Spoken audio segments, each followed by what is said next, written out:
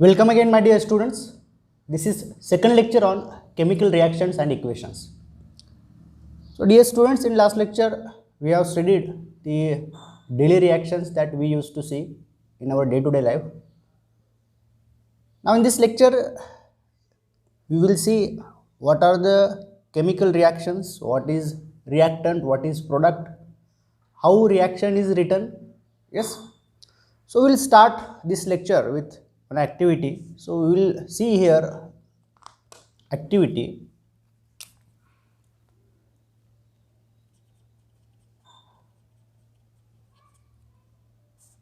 So, students, let's consider one magnesium ribbon. Yes. So, as you know, what is magnesium ribbon, or you can see in picture I have attached here. So, consider a magnesium ribbon. So, you have to consider magnesium ribbon.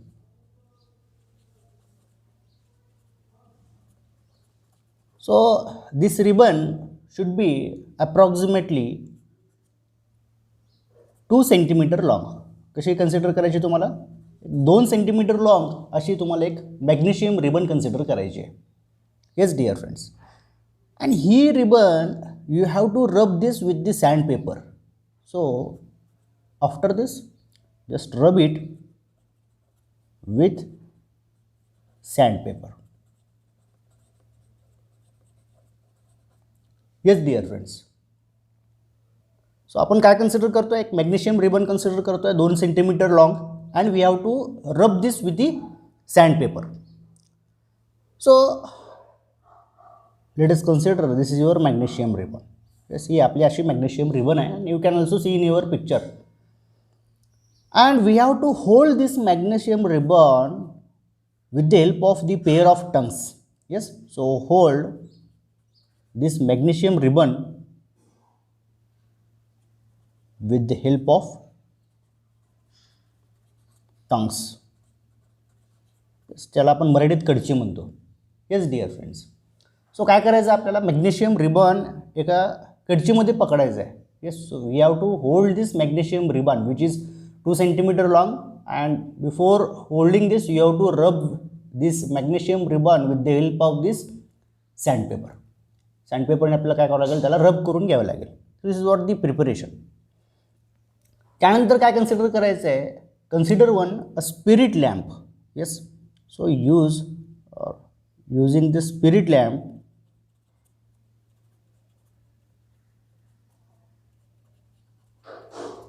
ह्याला काय करायचं, आता आपल्याला burn करायचं आहे.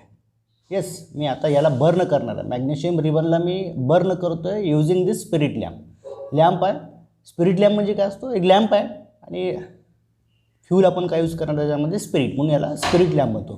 So usually it is used in laboratory. आपल्या लॅबोरेटरीमध्ये हे आपण वापरतो. Yes dear friends. So spirit lamp आपल्याला कन्सिडर करायचं आहे, आणि स्पिरिट लॅम्पने जेव्हा आपण याला बर्न करू मॅग्नेशियम रिबनला, so the magnesium ribbon now will convert into ash. कशामध्ये कन्वर्ट होऊन जाईल, ॲशमध्ये कन्वर्ट होऊन जाईल. म्हणजे मॅग्नेशियम रिबनला जेव्हा आपण बर्न करणार with the help of the spirit lamp. Yes, and before that you have to rub this with the sand paper. Yes sir, ही मॅग्नेशियम रिबन कशामध्ये कन्वर्ट होणार आहे, ॲशमध्ये कन्वर्ट होणार आहे. Yes, so this is what the chemical reaction. Yes dear friends. So magnesium ribbon converted into new product that we are going to learn in this class or in this session. See, what are the observations that you used to see? The observations काय आपल्याला पाहायला मिळतील. आता ही जेव्हा आपण activity करू आपल्या लॅबोरेटरीमध्ये, so observations आपल्याला काय मिळतील.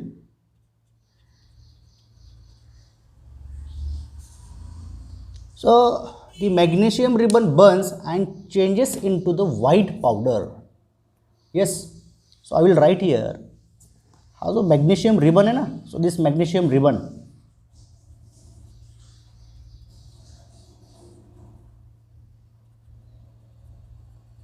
हा magnesium ribbon काय होणार आहे, it will burn and changes into,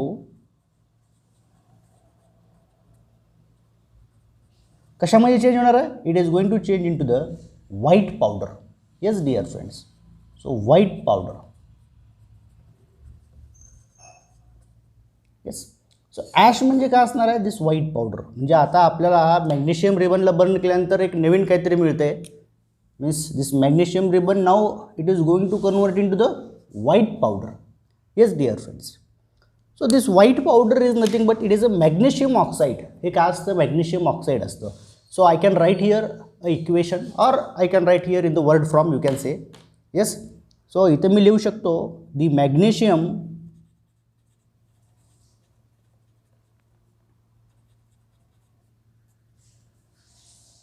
it's reacts with the oxygen. Yes, जे हवेमध्ये जो ऑक्सिजन आहे, so the oxygen which is present in the air, it reacts with that oxygen.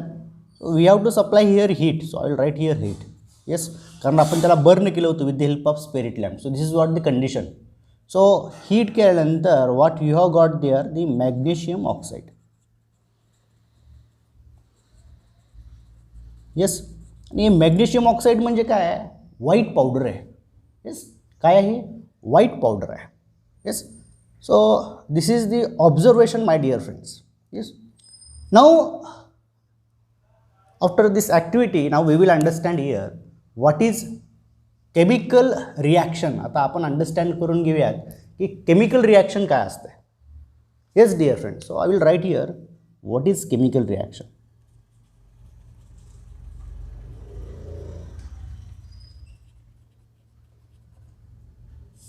So very important concept.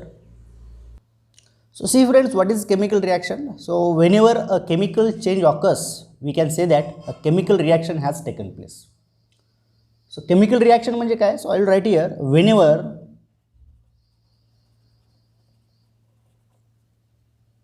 a chemical change. Yes, this is very important word. कुठला change? Chemical change. We are talking about now chemical change. So whenever chemical change occurs, we can say that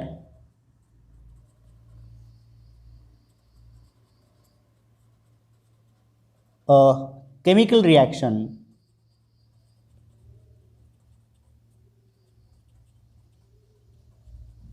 has taken place.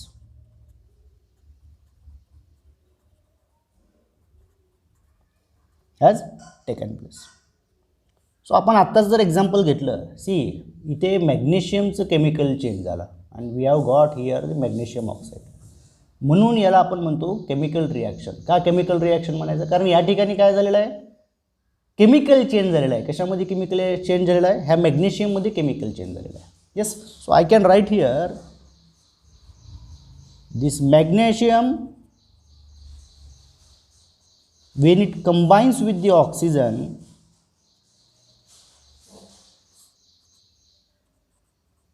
under the condition of heat, it turns into magnesium oxide. So this is example of the chemical reaction. Yes. So this will be what, the chemical reaction. So after this now we will learn what is reactant and what is product. Yes. So I will write here what is reactant and product is. So let's see here, reactants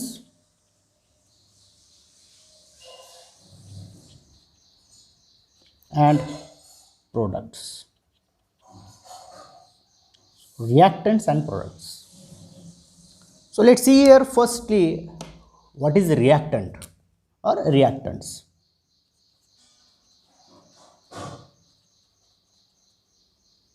So let's see here first what is reactants. So dear friends, the substance that undergoes a chemical change in the reaction is called as reactants. Yes. आता chemical रिॲक्शनमध्ये आता खूप important parameters आहेत हे दोघं. Yes, कारण आपण आता chemical reaction शिकतोय म्हटल्यानंतर आपली सुरुवातच कशापासून होणार आहे. Now we are going to understand from the reactants. See reactants म्हणजे काय असणार आहेत. रिॲक्टंट्स म्हणजे काय सांगितलं मी, the substance that undergoes chemical change in the reaction. So I will write here substance that undergo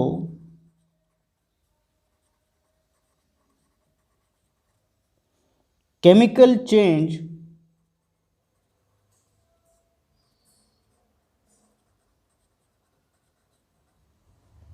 in reaction is called as reactant. So याला आपण काय म्हणतो, रिॲक्टंट म्हणतो. येस. सो आता जर आपण ह्या केसमध्ये जर पाहिलं, ह्या केसमध्ये रिॲक्टंट काय असेल, आता substance that undergo chemical change. आता केमिकल चेंज कोणाचं व्हायला लागलं आहे, मॅग्नेशियम आणि ऑक्सिजनचं केमिकल रिॲक्शन, केमिकल काय व्हायला लागलं आहे, चेंज व्हायला लागलं आहे. सो देअरफोर दिस मॅग्नेशियम आणि ऑक्सिजन हे दोघं काय असणार आहेत, रिॲक्टंट्स असणार आहेत. Yes dear friends, now we will study the chemical the products. Yes. So reactant नंतर आपण आता पाहूयात what are the products are. So products means see the new substance form during the reaction is called as product. Yes.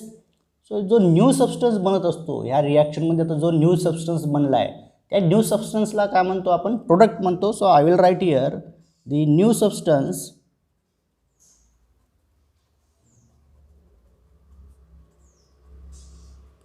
formed during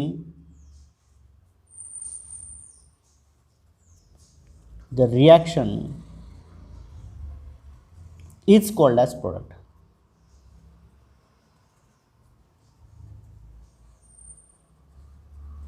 Is called as product.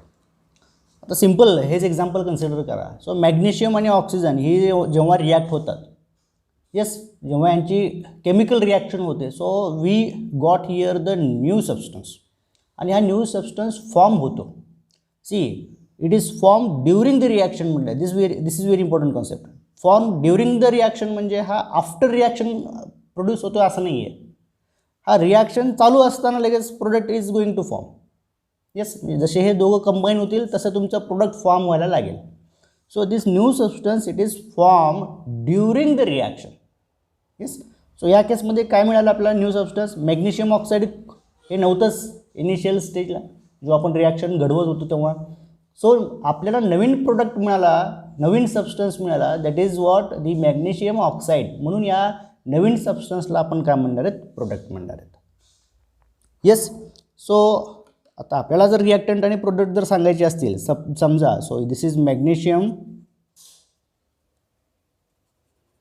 when it combines with the oxygen, तुम्हाला काय मिळालं होतं, what you have got there, magnesium oxide.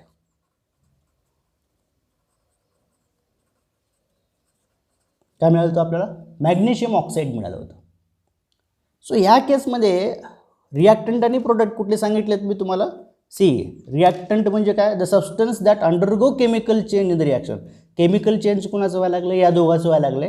So therefore this two they will be what, reactant. Yes. So where as new substance form during the reaction is called as product. तर ह्याच्यामध्ये new substance कुठला form झाला आहे, magnesium oxide झाला आहे. So this will be what, the magnesium oxide. So this is what, एक सिंगलच आहे हा. येस.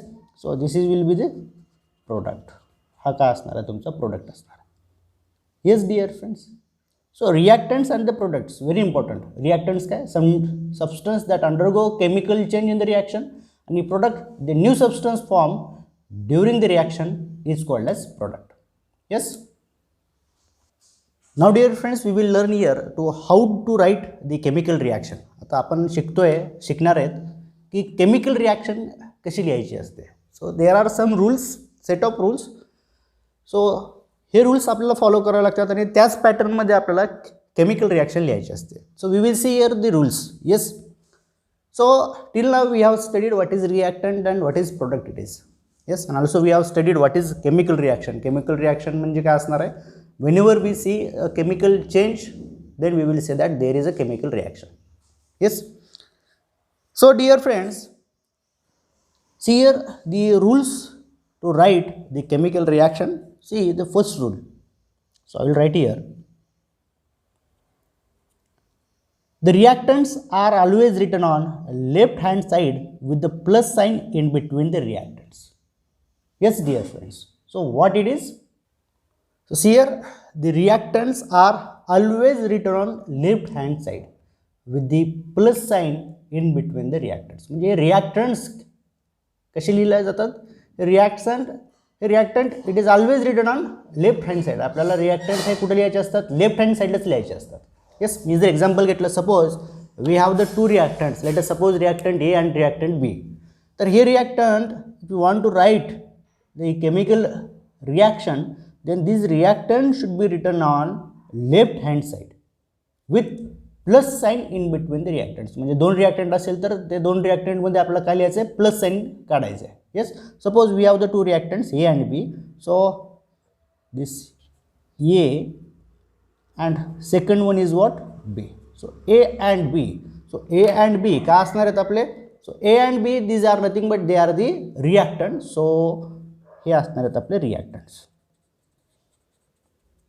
येस आणि हे आपल्याला कुठं लिहायचे आहेत we have to write this on the left hand side. हे खूप महत्त्वाचं पॉईंट आहे की कसं लिहायला पाहिजे we have to write this on left hand side. Yes dear friends. Now see here the products. So second rule that is related with the products. See the product is written on right hand side. आता हे product कुठं लिहिले जातात हे product right hand साईडला लिहिले जातात. So आपली लेफ्ट हँड साईड इकडे आहे. सो लेफ्ट हँड साईडला आपण रिॲक्टंट्स लिहिले आणि राईट हँड साईडला म्हणजे ह्या बाजूला आपल्याला काय करायचे आहेत प्रोडक्ट लिहायचे आहेत. सपोज मी आता ह्या दोघांचं कंबाईन झाल्यानंतर suppose there is a product A B असा प्रोडक्ट जर फॉर्म होत असेल सर हे प्रोडक्ट मी कुठे लिहायला पाहिजे we have to write this product on the right hand side. म्हणजे हे असा प्रोडक्ट इथे मी लिहायला पाहिजे. Yes so A B is nothing but it is a product it is form during the reaction and it should be written on the right hand side. So I will write here this is a product. Yes dear friends. Now friends in between the reactant and the product lies the arrow sign. म्हणजे आता आपल्याला एक arrow sign पण इथे दाखवायचा आहे आणि हा arrow sign कुठं दाखवायचा आपल्याला in between the reactants and the products. Yes म्हणजे आता मला एक arrow sign दाखवावं लागेल. See रिॲक्टंट्स अँड प्रोडक्ट्सच्या मध्ये I have to use here one arrow sign. Yes so what is third rule in between the reactant and the products lies the arrow sign. Arrow means what it is. Yes so in between the reactant and product lies the arrow sign. हा मला असा reactant आणि प्रोडक्टच्या मध्ये काय काढायचं आहे arrow sign काढायचं आहे. Now see here the fifth rule the arrow head points towards the direction of the reaction. See dear friends आता ॲरो हेडचा पॉईंट कुठं आहे बघा. सो ॲरो हेड हा इथनं इमर्ज होतो आहे. येस आणि इकडे तो काय करणार आहे it is going to end in this direction. म्हणजे ॲरो आपला ह्या डायरेक्शनमध्ये चालला आहे. Yes dear friends. सो हे इंडिकेट काय करतं the arrow head points towards the direction of the reaction. म्हणजे आपली रिॲक्शन कसं घडणार आहे हे कोण दाखवण्याचं काम करतं हा ॲरो. म्हणजे हे रिॲक्टंट्स आहेत आणि हे रिॲक्टंट आता नवीन सबस्टन्समध्ये फॉर्म होत आहेत. So this is indicated by this arrow. म्हणजे हा ॲरो आपल्याला सांगतो आहे की आपली रिॲक्शनची डायरेक्शन काय आहे. म्हणजे आपला रिॲक्टंट कसं कन्वर्ट होणार आहे कुठल्या डायरेक्शनमध्ये कन्वर्ट होणार आहे कसे आपले सबस्टन्सेस हे काय होणार आहेत कन्झ्युम होणार आहेत. So this reactant they will combine to form this product. So this will be what the direction of the reaction and it is given by that arrow head. Yes so arrow head points towards the direction of reaction. Arrow head आपल्याला काय सांगत असतो रिॲक्शनची direction सांगत असतो. So this is what the fifth rule. Now see here the fifth rule you can also add the conditions and catalyst required to perform the reaction above and below the arrow sign. So dear friends so you can also add the conditions. आता condition म्हणजे काय so काही ठिकाणी जर reaction आपल्याला घडवायची असेल की रिॲक्शन जर आपल्याला तिथं घडवायची असेल तर आपल्याला काय करावं लागतं कंडिशन्स एक्सटर्नल कंडिशन्स द्यायला लागतात. जसे की आपल्याला मागच्या केसमध्ये मॅग्नेशियम ऑक्साईड जर प्रोड्यूस करायचं असेल मॅग्नेशियमपासून तर आपल्याला तिथे हीट म्हणजे त्याला बर्न करावं लागलं होतं. So this is what the condition. त्याला टेम्परेचर तिथं द्यावं लागतं. Yes so heat is nothing but condition. काही केसमध्ये आपल्याला प्रेशर द्यावं लागतं. Yes so pressure will be what the condition. Similarly in some case the catalyst are required. So catalyst काय असतात the things which promotes the reaction जे की reaction promote करतात घडवून आणायचं मदत करतात. येस किंवा रिॲक्शनचा रेट वाढवतात फास्ट करतात किंवा स्लोही करतात काही केसमध्ये. So they are what the catalyst. Yes dear friends. So we are going to learn what is catalyst and all. सो काही केसमध्ये हे कंडिशन्स आपल्याला प्रोव्हाइड करावं लागतात. कंडिशन्स म्हणजे काय, तुमचं प्रेशर असणार, टेम्परेचर असेल, you have to write there the catalyst yes to perform the reaction. आणि हे कसं द्यायचं असतं, कसं लिहायचं असतं, we have to write this above and below this arrow sign. म्हणजे जे काही कंडिशन असेल तुमची किंवा जे काही कॅटलिस्ट तुम्ही यूज केलेलं असेल हे तुम्ही आता लिहू शकता. कुठे लिहू शकता, ॲरो साइनच्या वरच्या बाजूला किंवा खालच्या बाजूला तुम्ही काय करू शकता, कंडिशन लिहू शकता. Yes dear friends. सो जी आपण एक्झाम्पल बघितलं होतं मागच्या केसमध्ये, सपोज मी आता मॅग्नेशियमचं घेतो. आपण इथं काही केमिकल रिॲक्शन्स पाहूयात इथं, ज्याच्यामध्ये आपण स्टेट किंवा मग हे कंडिशन किंवा मग कॅटलिस्ट आपण लिहित असतो. Yes dear friends. So I will write here some of the chemical reaction. So see here, let us consider the reaction between magnesium and oxygen. So dear friends, when this magnesium combines with the oxygen, that is O2, so they are the reactants, means I have to write here plus sign. मला इथं plus line लिहिणं गरजेचं आहे. So this will give me a direction of the reaction. So in this direction I am getting here product. So the product is what, MgO, so magnesium oxide. So या केसमध्ये आपल्याला एक condition provide करावं लागेल, that is heat. म्हणजे मला इथे heat द्यावी लागली. Yes. So this is what the example. Yes. मी आणखी एक एक्झाम्पल घेतो. Suppose CO, that is carbon monoxide, suppose gas. So मी इथं गॅस लिहितो आहे. सी आता ह्या state that we will see, G stands for gas. So CO will be in gaseous state. So carbon monoxide जर मला state लिहायला लागणार आहे, सो हे स्टेट कसं लिहायचं, मला ब्रॅकेटमध्ये टाकून G लिहायचं. So G will indicate me, so CO is in the gaseous state. So when it combines with the hydrogen, suppose hydrogen, so again this is in gaseous state. So I should write here in bracket G. So G काय indicate करणार, G indicate करणार आहे मला याची state, that is the gaseous state. आता ही reaction घडून आणण्यासाठी pressure मला लागतं 340 atmospheric. Yes. So 340 atmospheric. ATM is nothing but atmospheric pressure unit. Yes, 340 is what, its magnitude. आणि तुम्हाला काय मिळत असतं जेव्हा CO आणि S2 हे कंबाईन होतात as 340 atmospheric pressure. So you get there CH3OH in liquid state. Liquid state कशा, लिक्विड म्हणजे लिक्विड स्टेटमध्ये आपल्याला हे मिळत असतं. Yes dear friend. So this is what one of the reaction. तुम्ही आता फोटोसिंथेसिसची पण रिॲक्शन पाहिलात. येस. सो फोटोसिंथेसिस रिॲक्शनमध्ये जर तुम्ही पाहिलात, so 6CO2. Yes. So in aqueous form. So I will tell you what is aqueous. Yes. So new thing आहे. So aqueous form when it combines with the 6H2O which in liquid form in presence of the sunlight and chlorophyll. So sunlight आणि chlorophyll आपल्याला लागणार आहेत.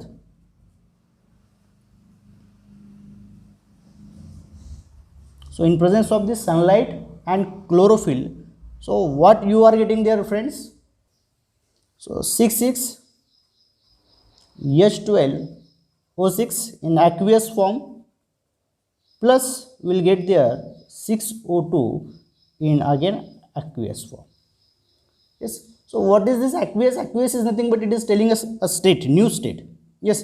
म्हणजे आता आपण state of the chemicals हे पण आता आपण स्टडी करूयात. येस. कारण काय, हे O म्हणजे हा G म्हणजे काय असणार आहे, L म्हणजे काय असणार आहे, ॲक्वियस म्हणजे काय असणार आहे, that we will learn now. Yes. So friends understand here the new concept, state of the chemicals. आता हे सगळे केमिकल्स आहेत आणि त्यांचे स्टेट कुठले कुठले एक्झिस्ट होतात, कोणते कोणते स्टेट एक्झिस्ट होतात, that we will learn now. See chemicals that we get in liquid form also. Yes. So L म्हणजे काय असणार आहे, लिक्विड.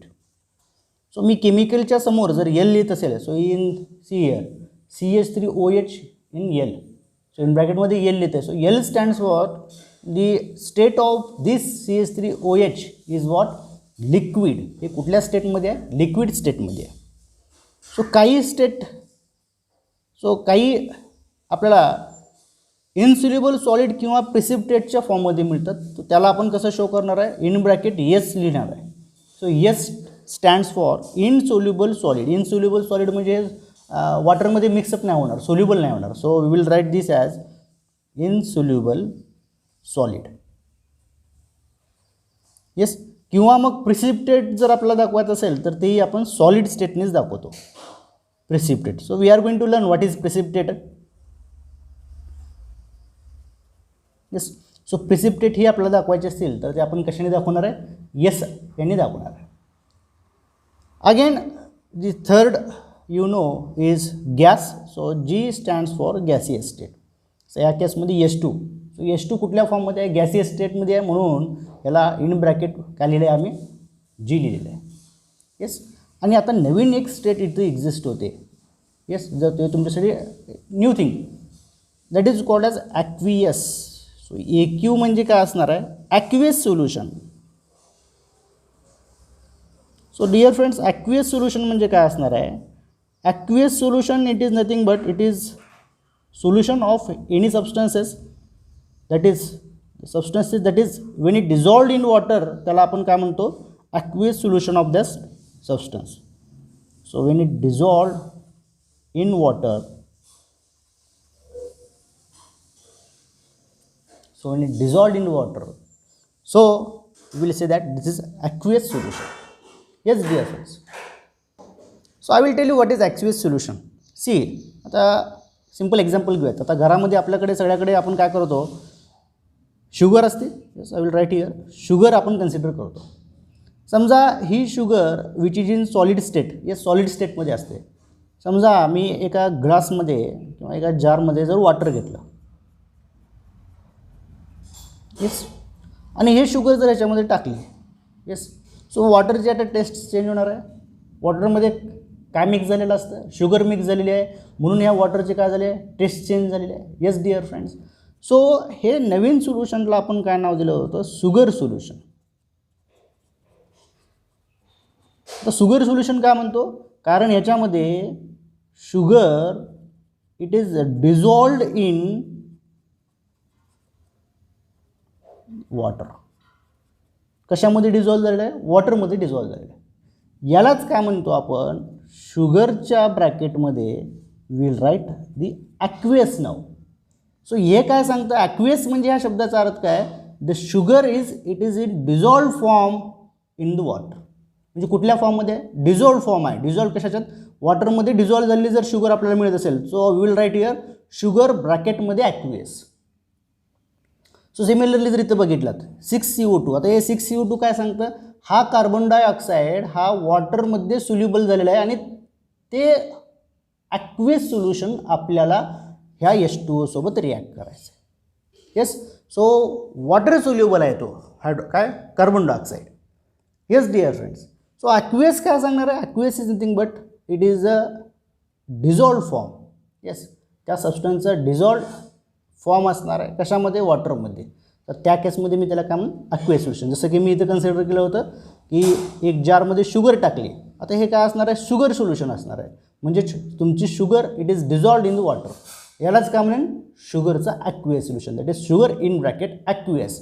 हे मला काय सांगाल, आपली शुगर ही पाण्यामध्ये मिसळलेल्या फॉर्ममध्ये आहे. Yes dear friends, so will stop here for today.